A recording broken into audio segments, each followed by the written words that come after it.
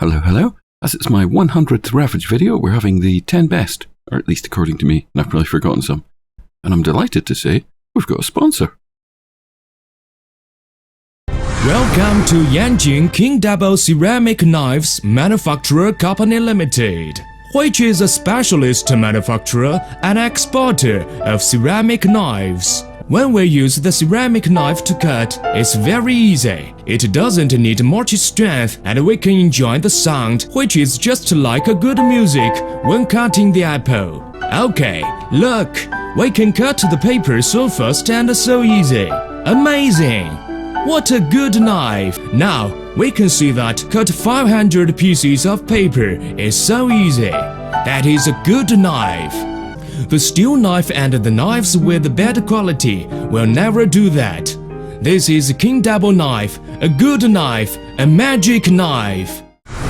Dear friends, King Double Ceramic Knives Manufacturer Company Limited. Our first, and these are in no particular order, is Endless Darkness, Virolahti Ravage. And this is an interesting one because it's dark, and it's dark the entire time. You'll be noticing lights of other people more than you'll be able to see them. And suddenly zombies are a very real challenge. Can you see this one that's coming at me here? Yeah, only just. So you have to be very careful. You have to keep your eyes open the whole time. And it's very easy to end up in trouble, get cornered by zombies in a house, like I'm doing here. A lot of the fun with this one comes through exploration, because it's a map with which you're probably not familiar. And being Finland has a lot of forest, which is obviously someplace you don't want to be fighting if you can avoid it. And it's very sparsely populated. Just being able to see your opponents is impossible. Can you see this guy? Often you detect people through their use of lights. And there are a couple of missions built into this. You're ultimately supposed to be killing General Nates. But there's also a quest where you can turn on the power supply to have a bit of street lighting and things. Not that it helps enormously. Suddenly zombies are a very real challenge because they come out of nowhere. And can you ever really be sure that you're alone? That you're not being tracked by something? It's really a fun challenge, I would say. I've never actually managed to successfully complete this, but I've had a lot of fun trying. Because it's the Virolahti map, the exploration aspect of it is as much fun as the actual gameplay. If you have a look at the map here, you'll see it's fairly typical countryside. There are a lot of forests, there's a smattering of roads, some bigger than others. You will find vehicles. There is equipment to be discovered, but you're not going to run across a huge cache of military arms. So overall, great challenge, great fun. This is great work by Down8. I don't think I've ever featured another mission of theirs. The next mission is Whiteout, and it's by Ricaldi. You have been the survivor of a helicopter crash, not a particularly unusual scenario setup, but this is on Namalsk, which was a map that was played quite a lot in the DayZ mod days, but hasn't seen as much love of late. And the weather is, again, a bit of a challenge. Whereas it was darkness that we were contending with last time, this time round it's a whiteout, as the name suggests. Suddenly zombies can be a bit of a challenge, and other AI units are really rather tough because you'll have difficulty seeing them. Being Namalsk, which is again sparsely populated, it's quite hard to find stuff. And you will often find that you need to kill AI units in order to get something to eat or drink, which gives a challenge of its own. There are plenty of pre-placed units which make things a bit more interesting, and there are some placed assets and objects to loot as well. There is radiation, but not very much of it, so you will encounter some difficulty as you explore, and there is actually an ending to it, which I won't spoil by mentioning where it occurs. You'll find that you'll spend a lot of time exploring and an awful lot of time jumping at the thought that you might have seen somebody just over there, etc.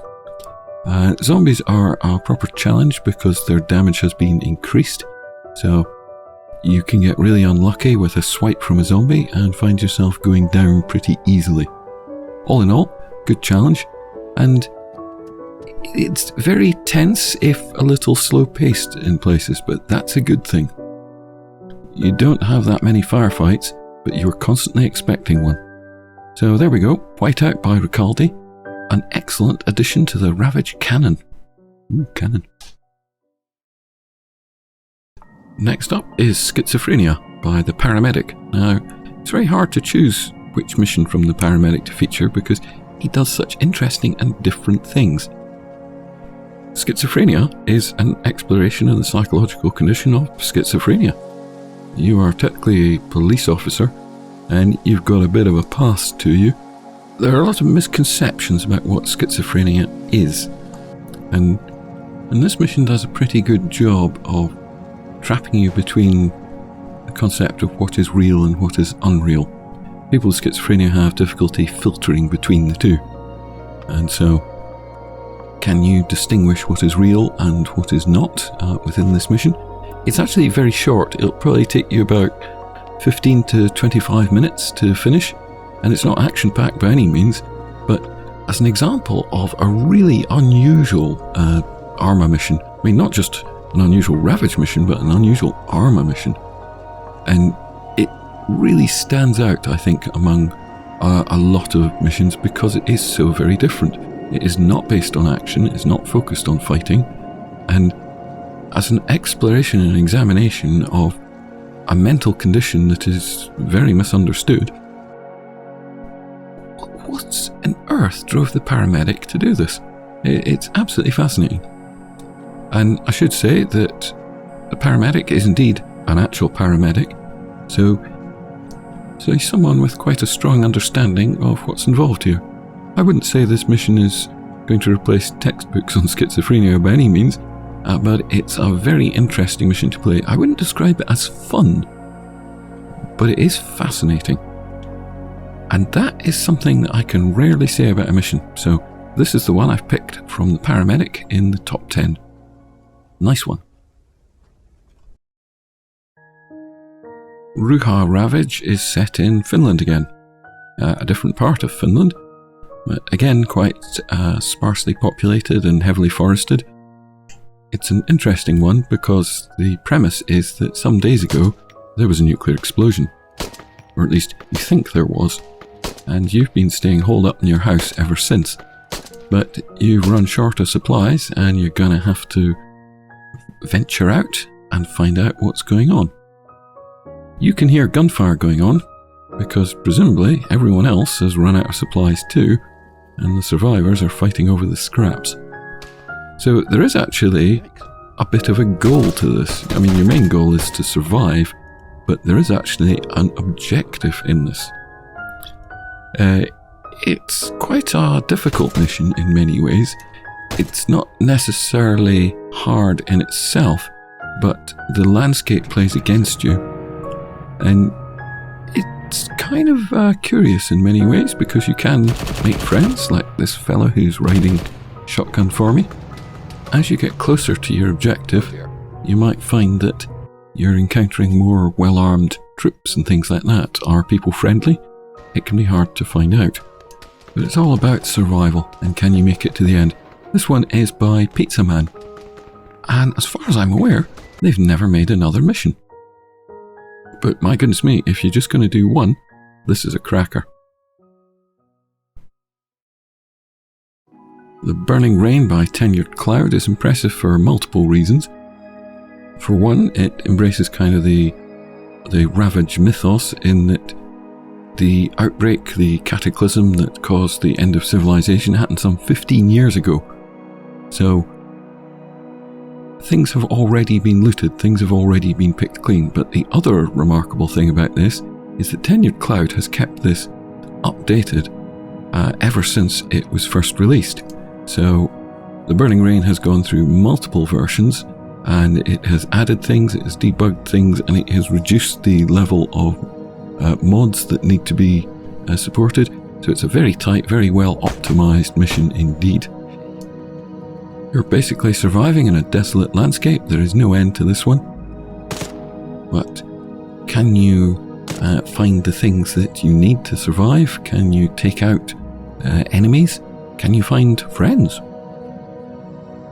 There's a weather system in this. You can suffer because of it.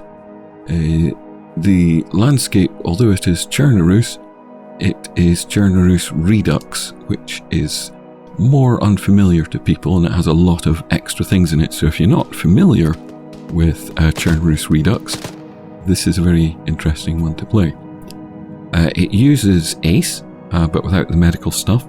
So there's an awful lot of extras that many people request.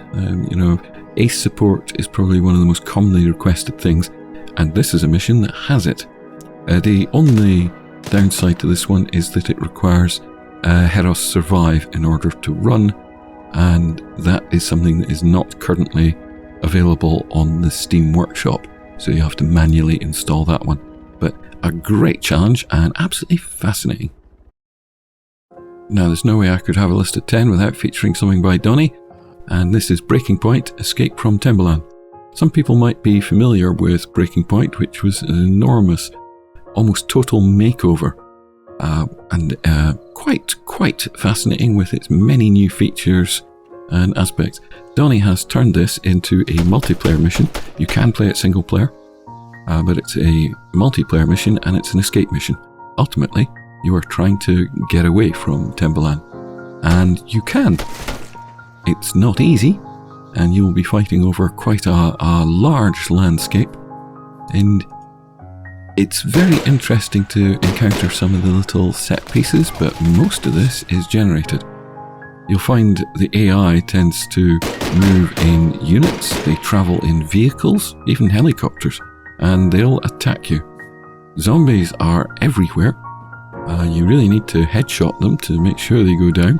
You'll find loot spawns on the ground in buildings. You can search objects in the world. There are helicopter and plane crashes around. There are even parachute supply drops that come in, which is quite fascinating. There is a radiation zone, and that's quite fun because some very high tier loot in there. So if you can find a way of getting in and getting out of the radiation zone without dying, you might be able to find some very interesting things. And as a multiplayer mission, you can play this one with your friends. It is great fun to play with other people, and Donnie often runs a server which features a modified version of this. So if you're interested in this sort of thing, have a go at this one. Oh, and also it is well worth knowing that Donnie streams on Twitch, and he's a big player of survival games. So it's well worth checking out Donnie in general. The fascinatingly named 1 Hour to Chicken is by the fascinatingly named Heracles Jones. Now, he's someone who has made a fair amount of ArmA assets, but only 3 missions that I know of, and 1 Hour to Chicken is really quite fascinating. It's a randomized but repeatable single-player mission, and you choose at the start the time that you're going to play for. Do you want to play for 4 hours, 2 hours, or 1 hour? And the time passes in real time, so 1 hour is 1 hour in real life.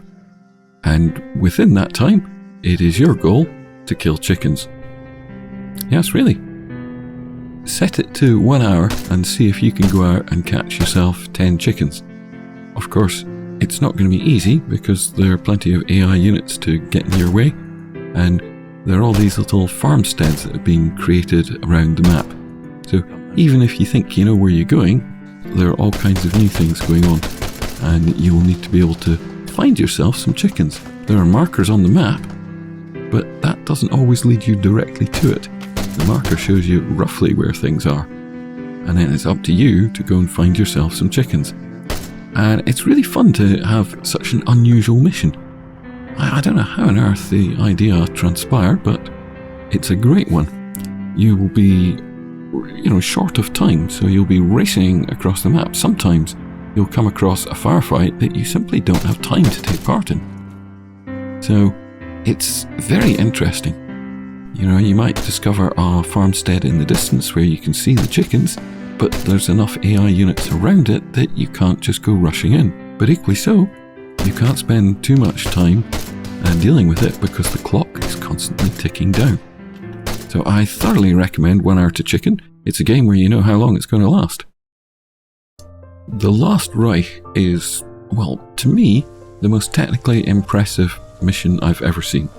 It's by Mauseri, who is from Finland, and it's set in Suusari, which is in Finland. Why am I featuring Finland so heavily? But the thing about this is it's a murder mystery in World War II. And you're Russians. Ooh. So, there's a story going on, and you need to go around and investigate, piece together what is happening and why, and deal with it. And what I really love about this is the towns are full of life. It really feels like a living world that you are passing through, not just that everything is placed there for your sake. And you'll travel around a fair bit, and it takes some time to understand what's going on. You'll actually go quite far without firing a shot. But when the action happens, the action really happens, and you'll find yourself with quite a tough case of survival. I think you will need to save to complete this. But yeah, what is going on in Suusari? Why did someone die?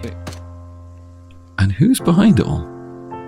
And you'll find as time goes on in this, you will encounter bunkers, all sorts of unusual locations, and you'll be struggling to work out exactly what has happened. And as things progress, there is more and more action until towards the end you're really quite overwhelmed. But yeah, can you solve a mystery? Can you figure out what is going on? Fascinating. A World War II mission is unusual in ArmA 3, and to base it around a murder mystery, I don't think I've ever seen another. So this is a mission that I absolutely recommend. It's just technically so impressive. I think we've all seen the Purge films, or at least know what they're about. Well, this is Purge on Tanoa. It's actually one of a series of Purge missions, but these are all by Maui, and I think this one is probably the most interesting because you have some objectives. You've got 12 hours in which to enact your revenge or whatever. It's actually 3 hours in real time, and it's up to you to go and get stuff done whilst you can. And you have a number of objectives which are all quite fun and interesting in themselves, and because of the time limit, you're gonna have to hurry to get them all done. So I enjoy, well, I normally can't stand time limits in games, but in ArmA it adds an extra dimension to the gameplay, because you can't just take your time and approach things in the slowest manner possible. You can't just creep up from a huge distance and pop everyone with a sniper rifle. You're gonna have to get in there and get things done. So with the background of the Purge movies, it works pretty well for that, and I've enjoyed some of the open-ended Purge missions, but having personal enemies to deal with before the time limit adds an extra dimension to this one, and it forces you to go to locations that otherwise perhaps you might ignore. So really like this one. It's got good replay value, even though with successive plays you will know where you're going, but perhaps the order in which you tackle missions is quite important. And obviously, because it's the Purge, it's mostly going to be in the dark, so you better be careful. There's all kinds of fun set pieces, just wonderful fun. Now, this one is quite interesting, TheWalkingDeath. And there was an original mission called the Altis Frontier by Torpedo, and it has been overhauled by Boner Lord, nice name, and it made quite a lot of adjustments to the mission, which is really quite fascinating. So it's a lot more brutal and difficult than the previous version. There's intel in this that you can pick up. There's a lot of side quests as well, which you will decipher through the intel. But there is actually a story to the whole place, and you will encounter friendly and bandit camps along your way. Some things are quite well hidden. You can find animals in this which you can consume. Goats and sheep, I think only. The zombies are more dangerous than they usually are. They are mostly walkers, but you will occasionally find bolters, and sometimes you will find hordes of zombies, which is rather fun. There is no radiation in it, but it does use Van Diensen's Apocalypse, so you can become infected, and it can be quite difficult to cure yourself. Oh, I should say there are even wild dogs to be found. They're quite rare, but when you hear some barking, oh crikey, you'd better run. And it's interesting to see that the zombies even react to the dogs. So there we go. An interesting mission by Boner Lord. Fun and fairly open-ended, but with missions to keep you busy. I really enjoyed this one. And I've come back to it several times. There's just something about it. Oh. So there we go. That's my top 10 Ravage missions. They might not be the 10 best, they might not even be my top 10, but they are the 10 that I could think of. And this is Ravage video number 100. Now, a lot of people ask me what would happen when I got to 100. I said, well, maybe I'll stop making Ravage videos, or maybe I won't.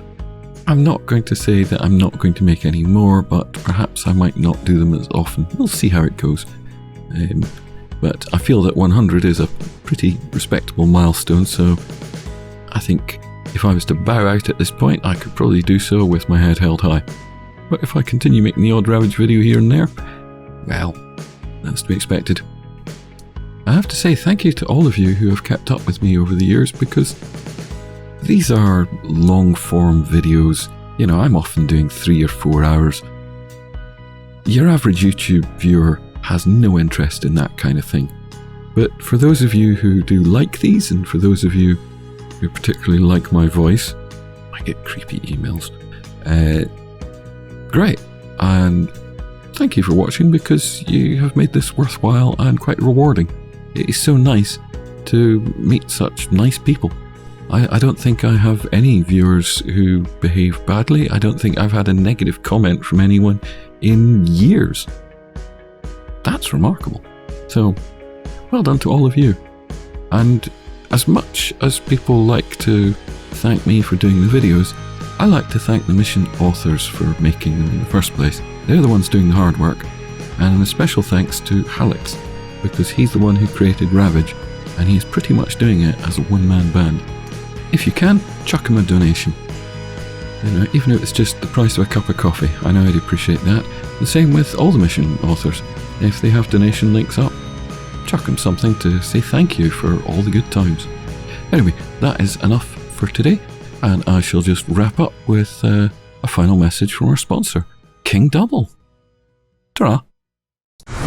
Dear friends, hope King Double ceramic knives can bring enjoyment of life to you and your whole family. King Double knives, they cut, and they don't ask questions.